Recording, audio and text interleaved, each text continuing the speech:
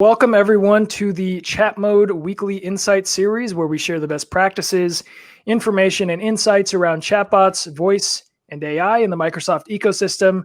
Today, we are very privileged to have Gary Pretty. He is the Senior Program Manager on Conversational AI at Microsoft.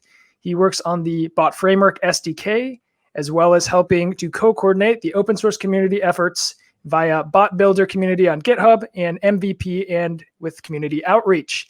So on that note, Gary, welcome to the live stream. Oh, great. Thanks for having me. Looking forward to it.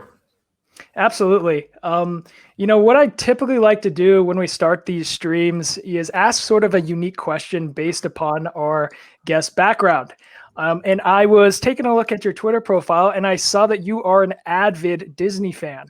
Yes. And I can even see it in the background. You have the picture of Epcot in there. Nice. On your Twitter background.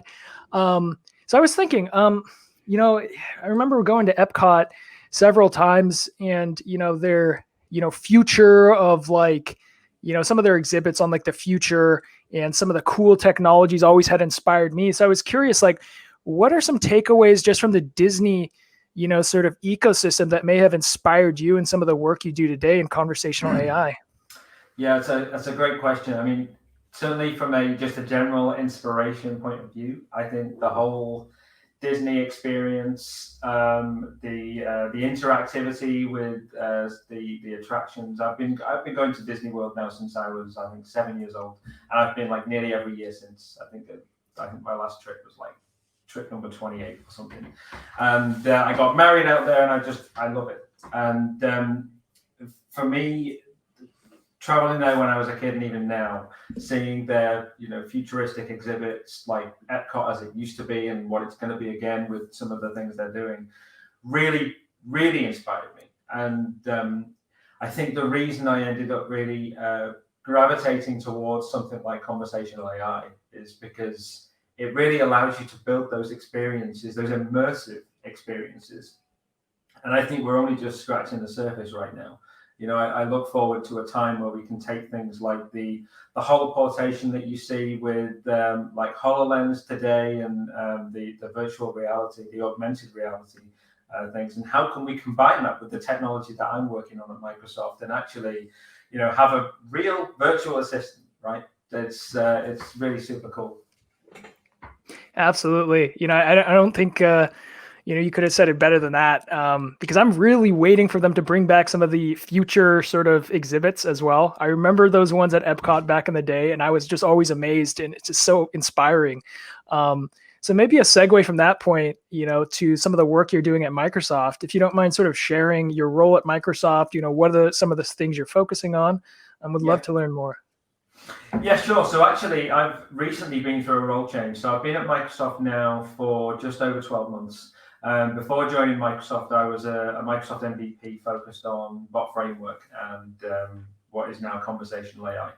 And for the first 12 months of my role, I was a software engineer on the SDK team, and very much focused on enabling experiences with the things that I've really focused on in the community. So things like Alexa and Google, and how do we enable those? How do we enable Bot Framework developers to surface experiences through those platforms? And not even just through those platforms, how can we expand it out? We've recently done some work to enable Zoom in the community as well. And the great thing about Microsoft, and certainly the org within Microsoft that I sit within, is they're incredibly supportive of continuing to support the community. When they invited me to come in and interview for a role, part of that interview was, we want you to carry on building the community, supporting the community. The whole idea is not for us to just take what you've done in the community and bring it in-house. And even today, I'm working on things at the moment that we're going to put straight into the community, and we're going to keep growing it, which is awesome for me, because community was one of the really big reasons that the role appealed to me. And as well as doing engineering over the last 12 months, I've been heavily involved with our response to first-party and third-party events. So helping to organize things like our build response or our ignite response, and how do we come up with the content there.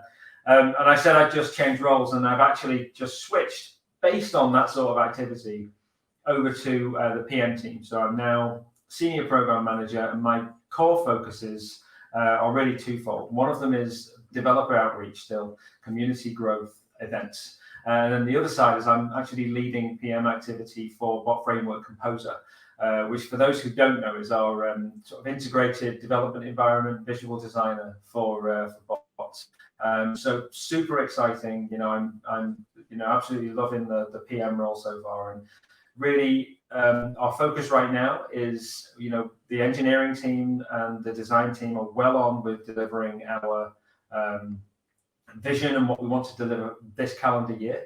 The PM team right now are planning for what does actually the next 6 to 9 months look like, and how do we anticipate customer demand, not only what people need today, and there are a lot of asks, we have to prioritize those, but how do we predict what people are going to be doing in 9 months, 12 months time? And I think that for me is a really exciting thing. Yeah, I agree. You talked a lot about the community, and I know Chad and I personally have been watching the community over the past couple of years, and it's one of the main reasons actually why we decided to get involved, because we saw mass adoption towards Microsoft Teams and the Bot Framework platform in general. So in your words, why do you think Microsoft's emphasized Teams as this conversion point of essentially all these solutions? And why do you think that there's so much adoption to it today?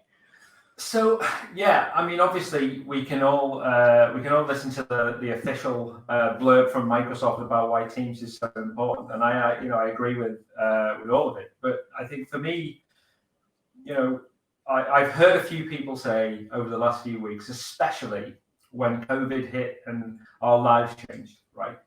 Teams has almost become another operating system. It's not it's not like just a chat interface. It's not where we go for meetings. It's all of these things. I certainly could. I could make Teams full screen all day and not change that.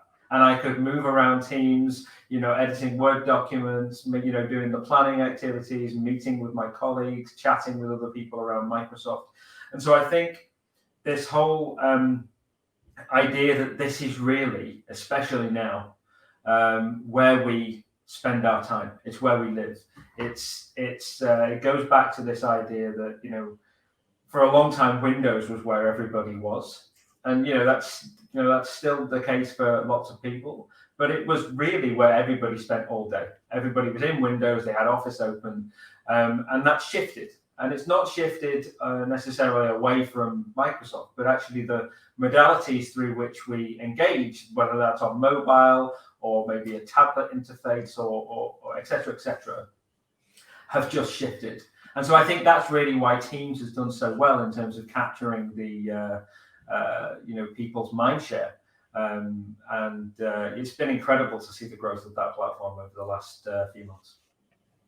Yeah, absolutely. It's interesting that you're calling it an operating system, because one of our partners at our company, he's been calling it the business operating system, or the operating system for business. So that's really fascinating that you are also mentioning sort of a similar parallel there. That being said, I would love to sort of pick your brain a little bit about, what's sort of the vision or maturity model that Microsoft currently sort of sees around chatbots or conversational AI, maybe as a broader subject, and Teams.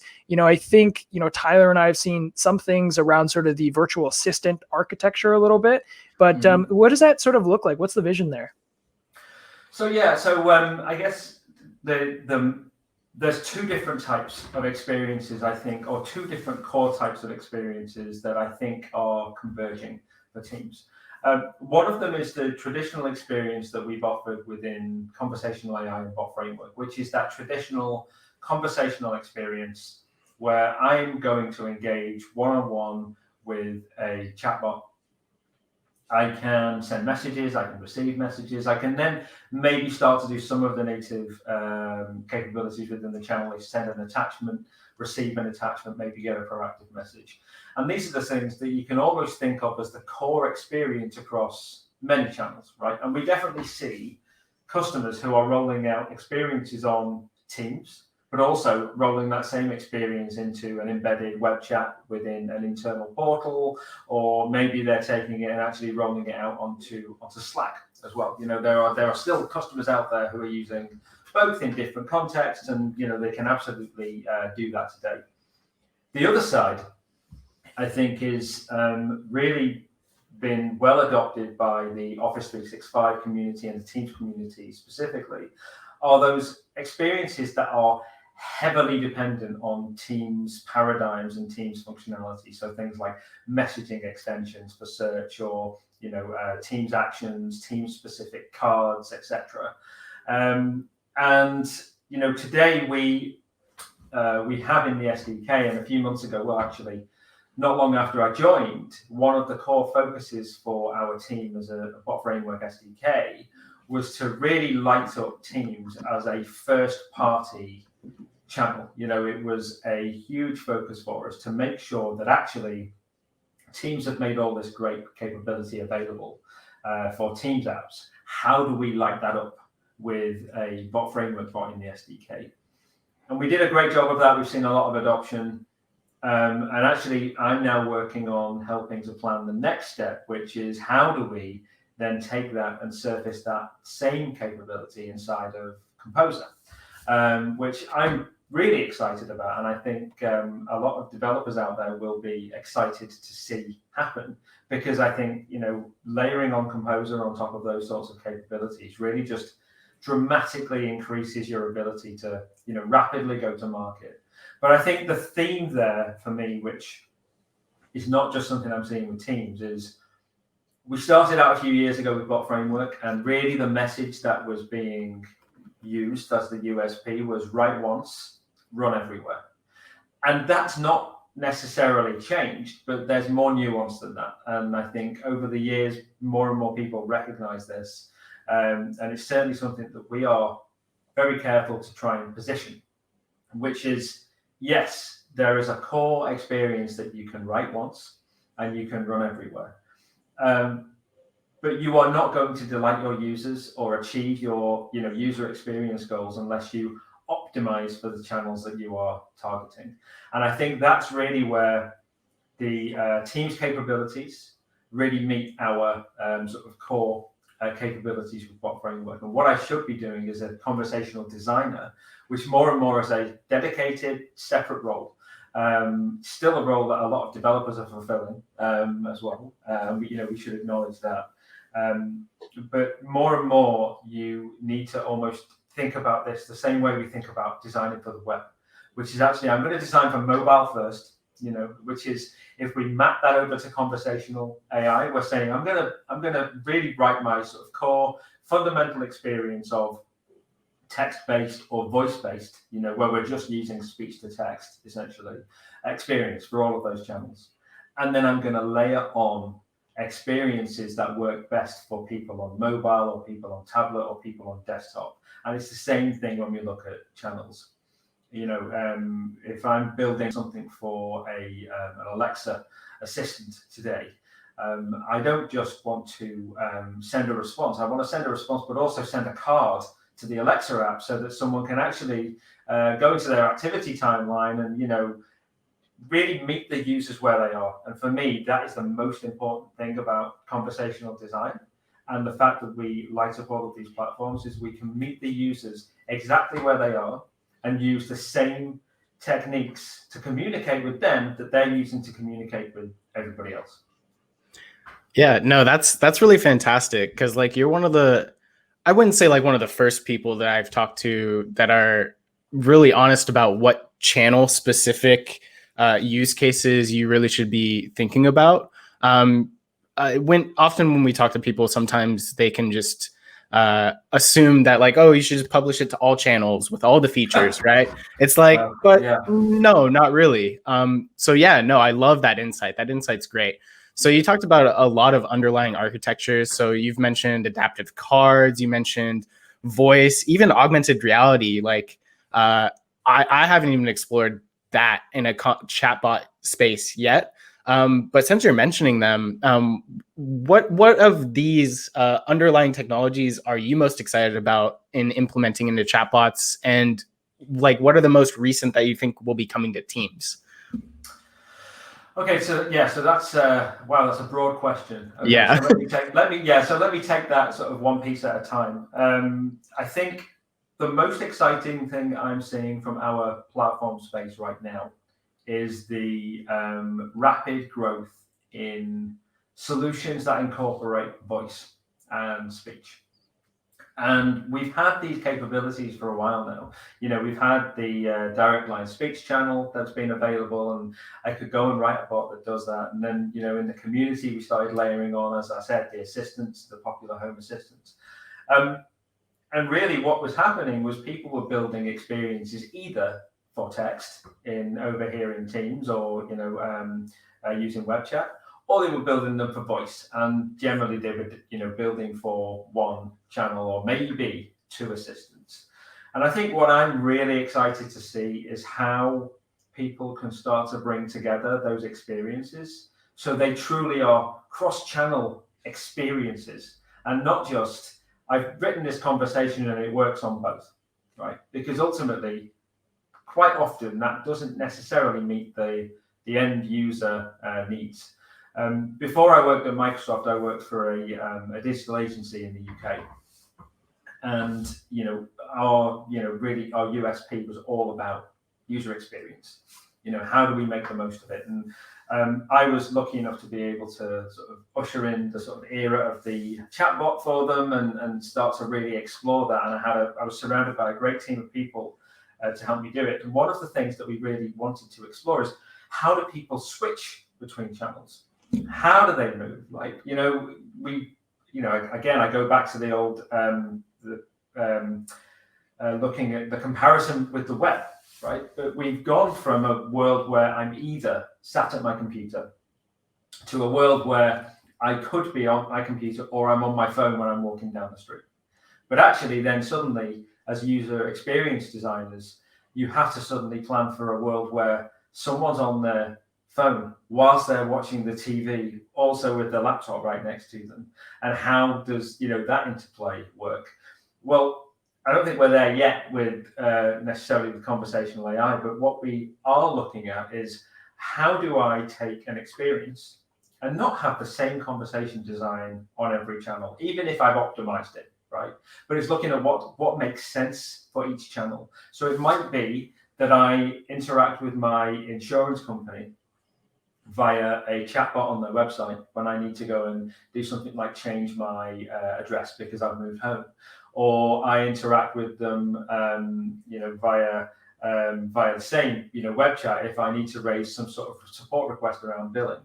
But actually, in that moment when I experience some sort of problem, like maybe I'm involved in a minor car accident, in that moment, I need to engage with them maybe on a different channel like WhatsApp or maybe via Google Assistant to allow me to engage with them super quick, super timely.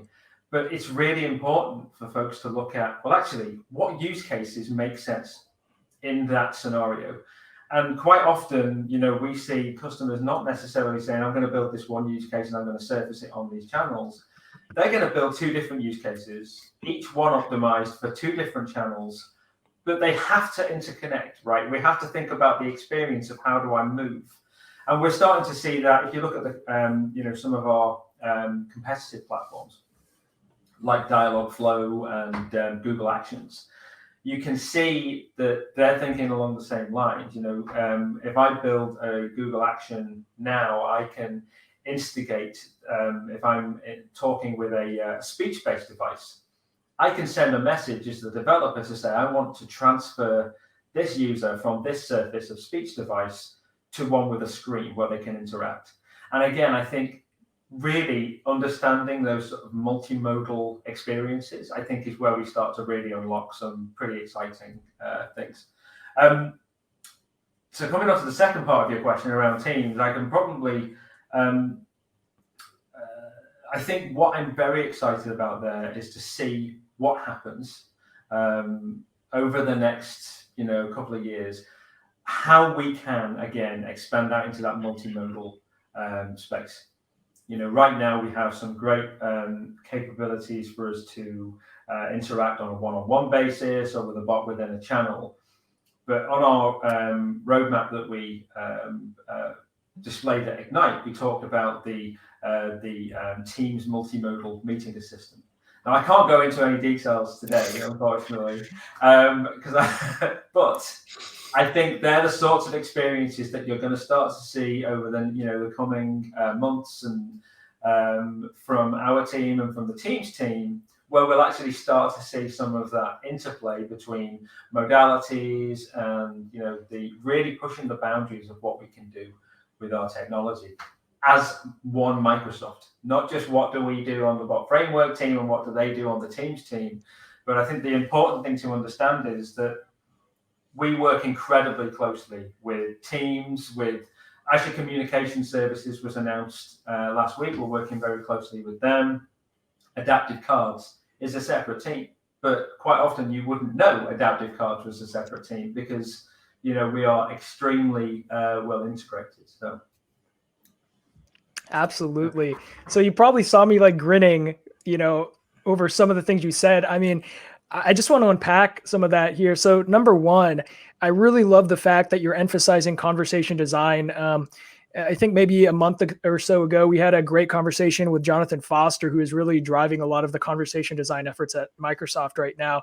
And I like the fact that you're sort of looking at these modalities in the sense of how do we align use cases with the specific pros and con attributes for the specific modality.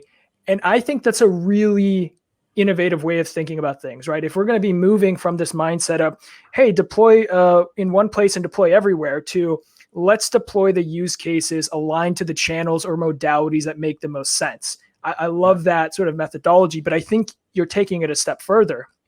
And I say that because, now we're talking really about how do we orchestrate these experiences.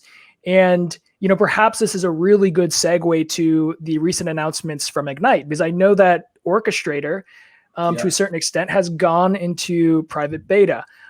So I would love for you to sort of talk a little bit more on the notion of orchestration of these experiences. And also, would love to hear some of your highlights, your other highlights from the recent Ignite conference.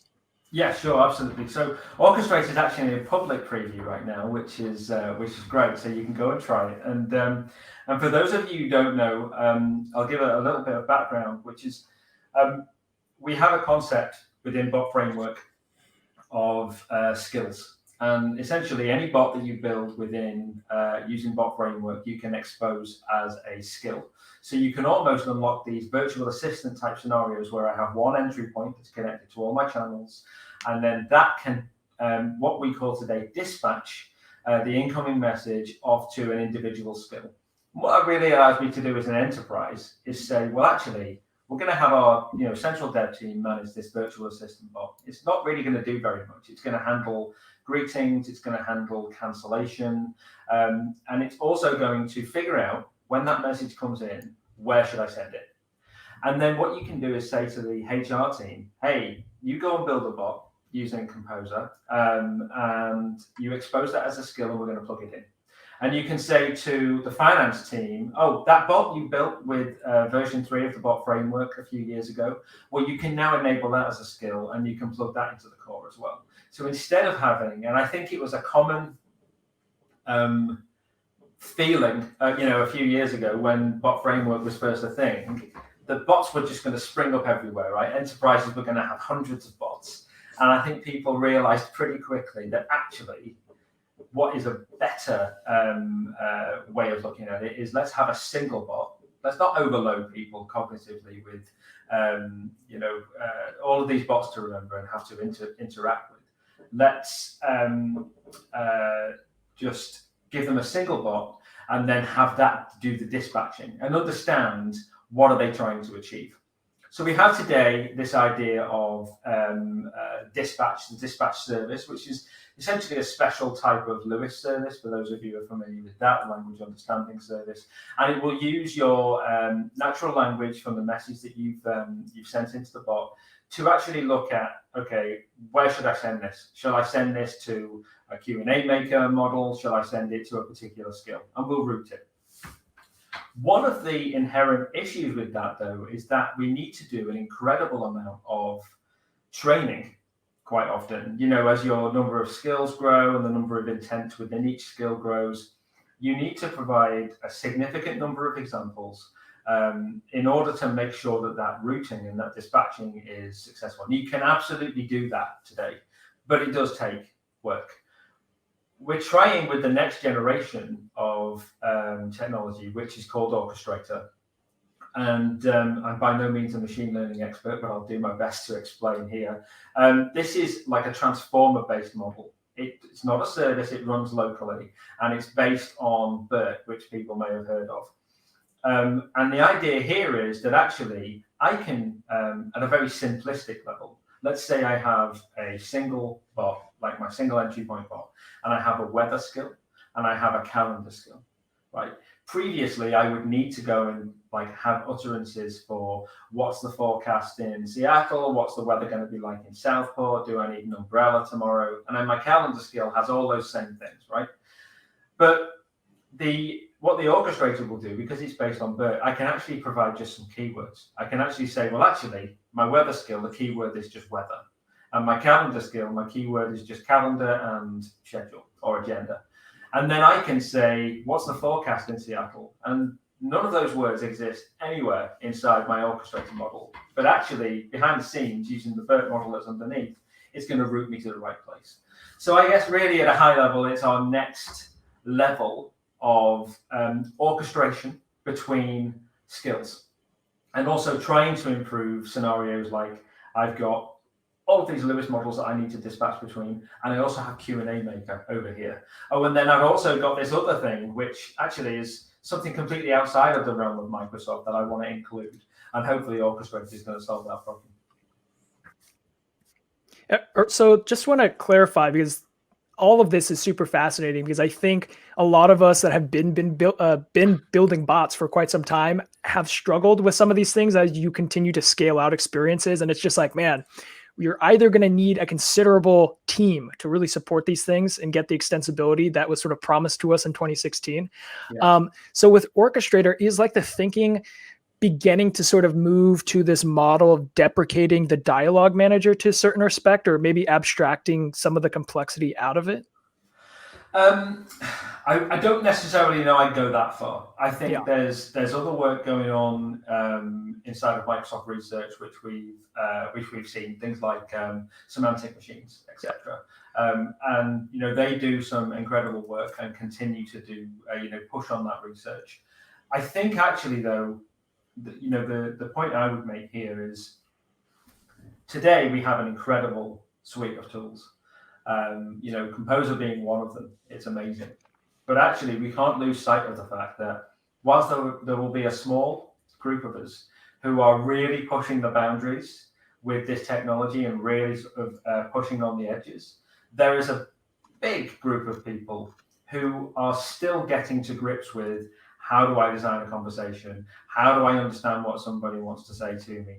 How do I effectively convey this via a display? And I think it's really important for us not to lose sight of the fact that we have to make sure that the fundamentals for conversation design are absolutely rock solid. And that's a big focus on what we do and as part of our planning, is to make sure that we are removing those friction points. We're making getting started as easy as possible. How do we increase the interoperability between Power Virtual Agents and Composer?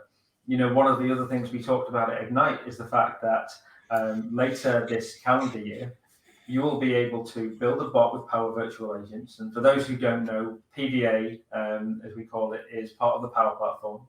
And it's a no-code solution so that you can go and create a bot. It's a software as a service. You create your bot. It will deploy it for you behind the scenes. You can then expose it on multiple channels. And that is built entirely on Bot Framework.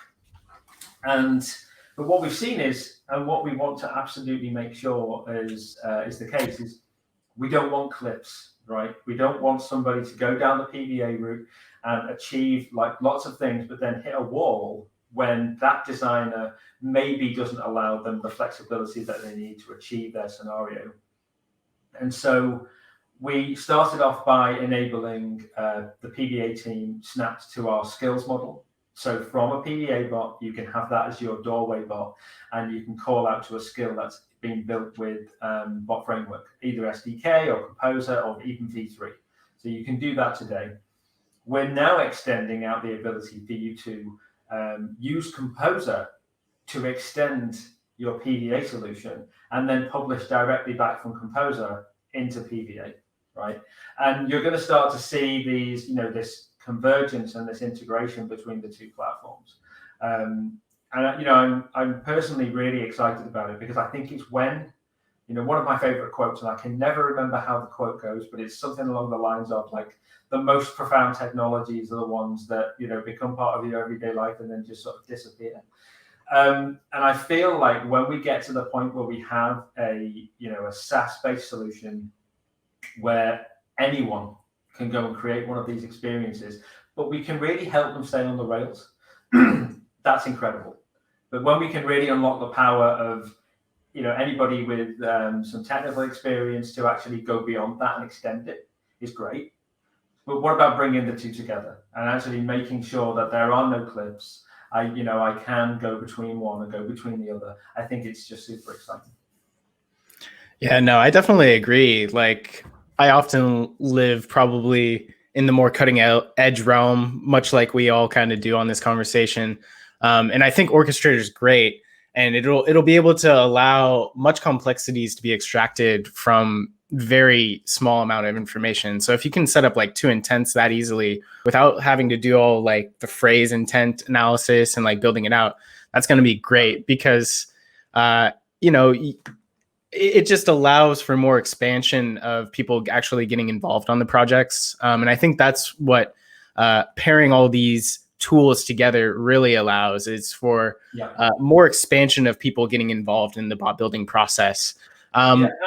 I was just going to say that I think that one thing that maybe will be obvious to some people, but isn't necessarily obvious to everyone, is that you think back to web design, when that I keep going back to this analogy, but I really think it has legs, and I'm going to keep going with it.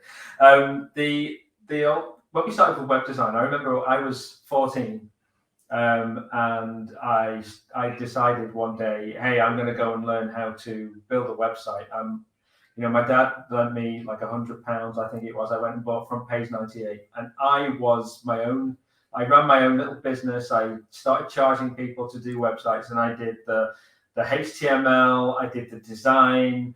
I figured out what was the content going to be. I was the copywriter as well. And I think for a lot of people, certainly over the last few years, we're still in that phase. And I think looking at where the web was then and where the web is now, I think shows you the progression that we are going to potentially see in this area, because we're still at the point where most developers who pick this technology up today are the conversation designers. They're the developers as well. They're also the copywriters. They're building this solution, and that can be still true in large enterprises, right? It can be Bob in the HR department. He's still using our whole stack and actually rolling out some serious, some seriously significant solution.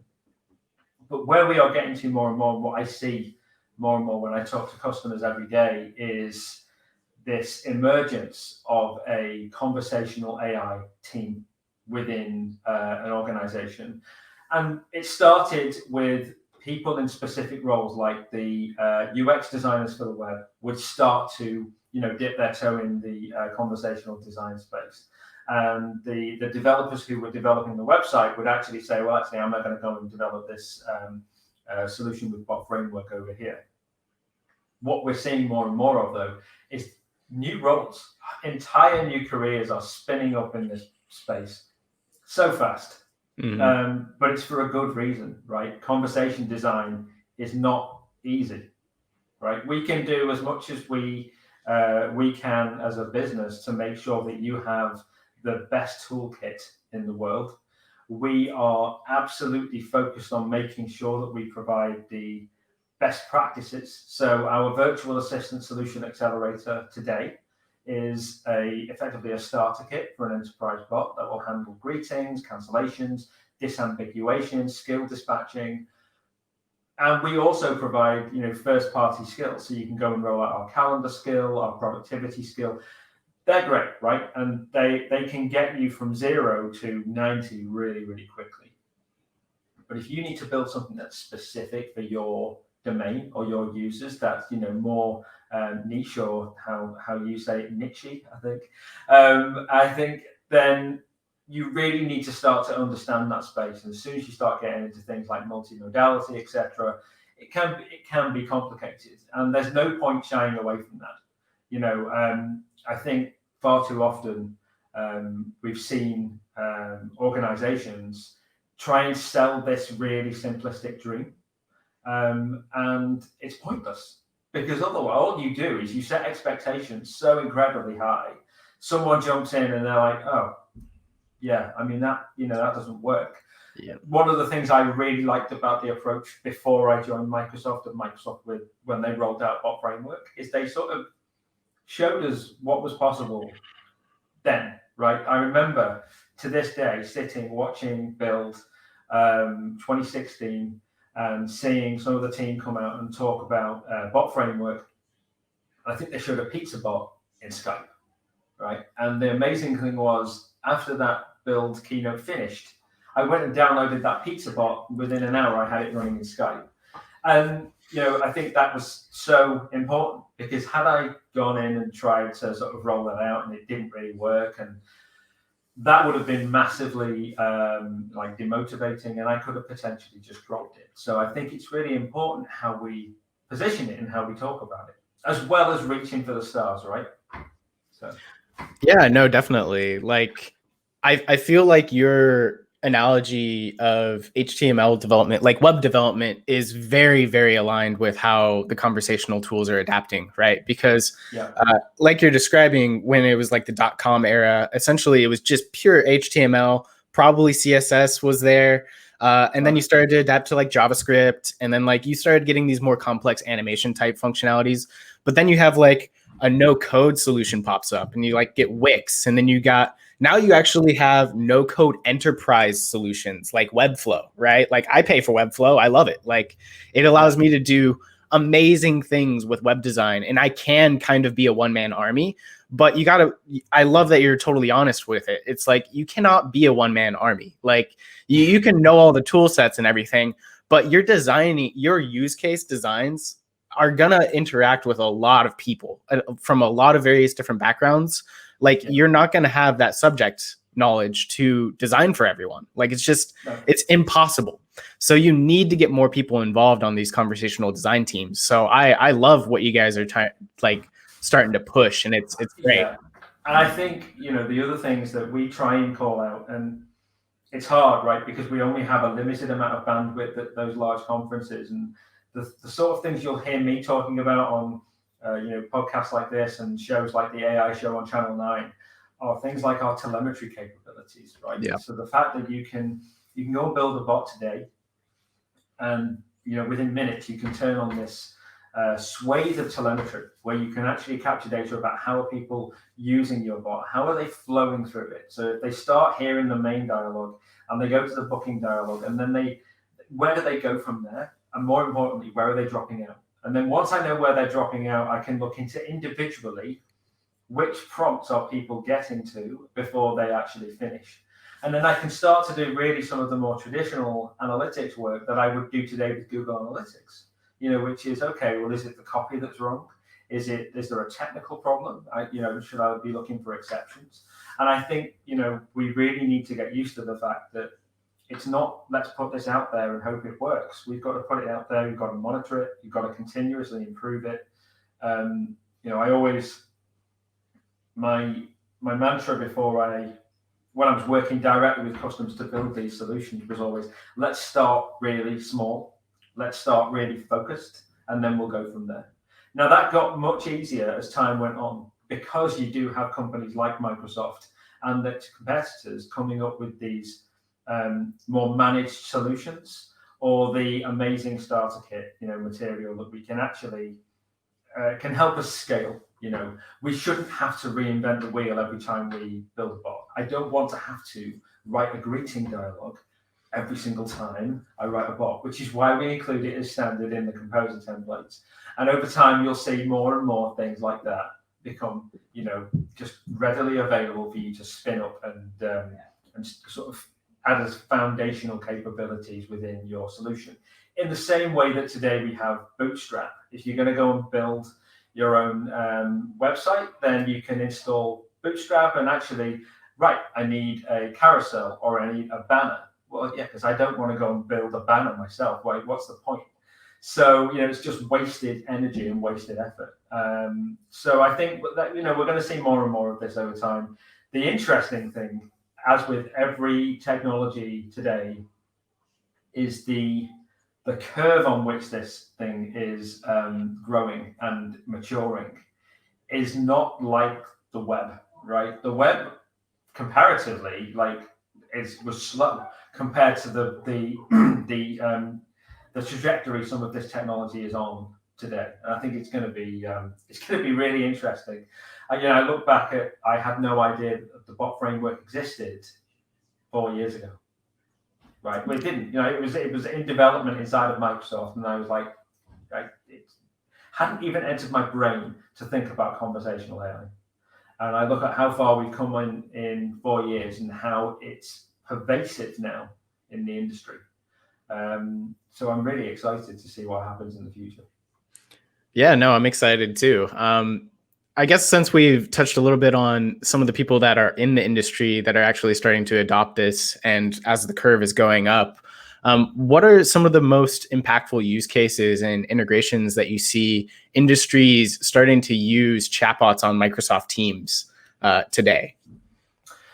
Yeah, I think really the key one, and it's been a big focus for us, is absolutely productivity. Certainly within Microsoft Teams, it's still to this day, I think the core use case. And I sometimes I hate responding to answers like this because you go, oh well, yeah, okay, calendars, but actually it's so super important. It may sound boring, but actually, we are taking away pain every day from real people. You look at how much Teams was adopted when COVID-19 hit, and you think about, okay, well, how do all those people who used to be in the office, so they used to, they wanted to submit some annual leave requests, right? They wanted to take some vacation, or they needed to complete like a self-certification form because they've been ill and they've been off sick. Well, actually, to this day, there's a lot of people who still have like a paper tray with a form in. They go and either print the form out or it's been pre-printed. They take it back to their desk, they fill it out. They then have to take it to their manager, who then signs it and approves it. And then they carry it across the office. It was horrifically manual, right? But it's just one great example of where we can take a process incredibly easily and we can make it digital, right? But not only digital, but we are meeting them where they are. Because I could, the next step would be I download the form in Word and then I fill the form out and then I email it to someone, right? But actually now in Teams, I can actually just build an extension where I can say to a bot, hey, I want to book some annual leave. The bot knows how many days I've got left. It can validate whether or not my request is actually valid before I send it off. I can use a messaging extension to actually provide me with the form, so it's really easy for me to enter the details. I can hit submit and it's done. And then even better, I can use the proactive messaging capabilities to send me a message when it gets approved by my manager, who also received a proactive message to say that this request has come in with a nice card in Teams saying approve or reject, or query or something like that. So I think although they are the most obvious in a way of the scenarios, I think there's a reason for that. I think it's because they are quite often the most impactful, certainly of what we're seeing today. And again, who knows what we'll get tomorrow? I see a lot of people asking about how will we ever see a bot that can interact with meetings, for example?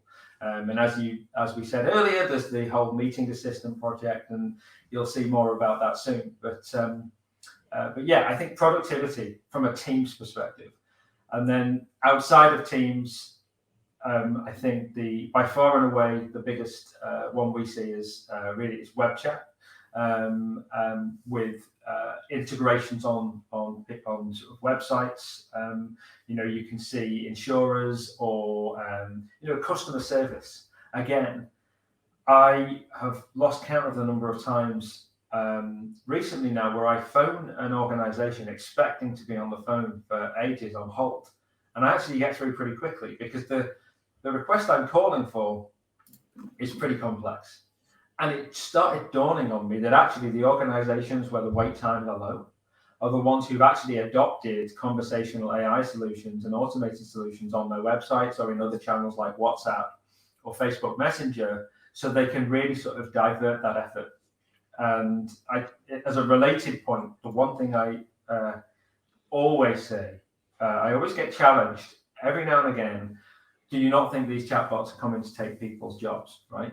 And no, ultimately what they're actually doing is they are increasing people's value, because instead of having, not enough hours in the day to get through all the work and unhappy customers because they're all waiting and work's piling up, I am now free as an employee, as an individual, to go and actually work on the things that aren't mundane, work on the things that really add value, work on the things that actually really make a difference to people's lives. And we can offload those more mundane and repetitive tasks to, software.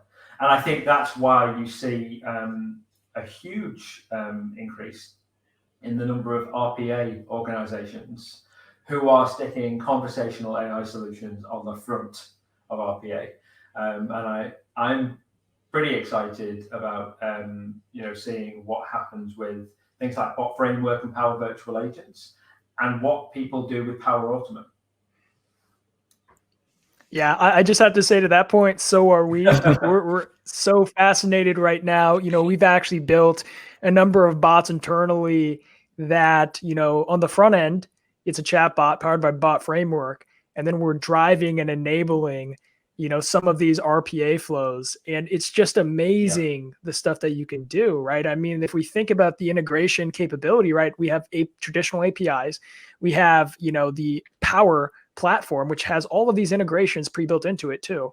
And then, all else fails, right? Some scenarios, there's just no API accessibility or no integrations. Yeah. We have RPA. So you have this like super rich blend and access to data. And now we have all these components and platforms that exist. I think to your point, Gary, it's like we're slowly approaching that period where I can be my own web developer. I can build something pretty good. But then if you have the team and, the capabilities, you can really extend that to something really neat. So we're quite excited about that as well. And I also love the point that you're making about, productivity, right? I think for such a long time, internal facing sort of line of business, employee experience has not really been a huge focal point for most companies, but now we're really seeing employee experience be sort of front and center. It's paramount now. Yes. We're taking these same principles that we had learned from customer experience, and now we're dropping them into the workplace. So it's just, fascinating and, reassuring that we're sort of seeing this trend. And I like the other point you mentioned. It's something we sort of say internally here. It's about taking the robot out of the human. Right? What are the robotic processes that are manually intensive and just not real great, and put them on a bot? So I love that point. So sort of pulling this back to a strategic level for, any business or technical stakeholders that are watching this right now, if you are interested in beginning to figure out how to adopt this for your organization, what are some best practices to get started? Okay, so I think it depends on the audience, right? But let's assume right now that it's a technical audience, and you're a developer, and actually you've been tasked, and this happens so often, you've been tasked by your manager, hey, I've heard about this thing, chatbots, right? And conversational AI, it's the next big thing. Go and investigate this for me and build something that's going to control the organization. Well, I mean, if you want to get started there, then I would absolutely recommend you go and download Composer today, aka.ms/composer. And once you've downloaded that, there are plenty of samples in there that actually start to walk you through the fundamental concepts. And I would, as an individual, if you can get a really good grasp on the core concepts of conversational AI, don't try and implement your own virtual assistant today. Go and download Composer, learn about how do I prompt users for information? What does that feel like within the designer? How do I create conditions within my code? Now, that being said, from an enterprise perspective or a business perspective, I mentioned earlier that we have the Virtual Assistant Solution Accelerator, which is almost the starter kit and the thing that allows me to actually spin up a really powerful virtual assistant with Office 365 integration, or even Gmail or Google Mail integration right now, or to do productivity tasks, etc. So you can go and do that. The reason why I would do both is we're currently working on bringing the virtual assistant into Composer. So pretty soon you'll be able to actually spin up Composer, spin up a virtual assistant. We're constantly working on improving the creation and the management experience in there as well, so that actually we are going to give you the tools you need to get from 0 to 90, as I said before, really, really quickly. But don't forget to really focus on understanding the core fundamentals of conversation and conversation design. Because, the thing I see most often is someone has done a really neat job of creating the right architecture in Azure. They've used all the right services, everything's on the right pricing tier, so it's running really efficiently. And then I try and use their bot, and actually all of the things that we've helped provide, like the virtual assistant capabilities, are working. But then you jump into maybe one of their custom skills, and there's just a few things that actually, if they'd really thought about the conversation design, it would really improve things. And actually the biggest reason for that is not so that you can do it. It's I was having a really interesting conversation earlier today about adoption, right? This ultimately is a new paradigm. These are incredibly useful tools, but we do have to consider what's the benefit for the user, right? Do we want to make their life harder, or do we want to make their life easier? And if we make their life easier, then adoption will go up. It's the age-old adage of make it useful for me and I'll use it. So I would go and look at Composer. By all means, if you are non-technical, please go and look at Power Virtual Agents as well. Awesome product, getting better all the time. Please go and try that. And yeah, Virtual Assistant Accelerator. So I think that one is aka.ms/BF Virtual Assistant.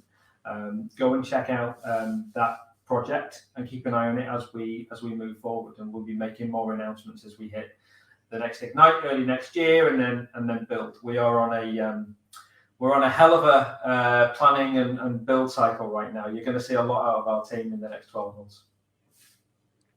No, that's great. That's super exciting stuff. I know we're running towards the end of this hour, Gary, but I always like to ask our guests one final question. Just provided the environment that we're working on, there's a lot of innovation, but with that, there's also a lot of ambiguity sometimes, uncertainty around the things we're building. So at the end of the day, Gary, for you, what keeps you motivated? What keeps you inspired? It sounds really cliche and corny. I love to see people making a difference with the technology that we are building.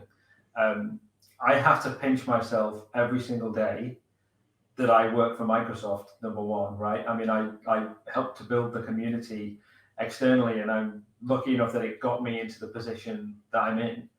But the reason that I was so excited to work here was I can make a difference to so many people's lives, right? And it's awesome. Even we've chatted offline about bot development, and I hear about you within your organization using Composer and investigating the virtual assistant, and you just mentioning Power Virtual Agents.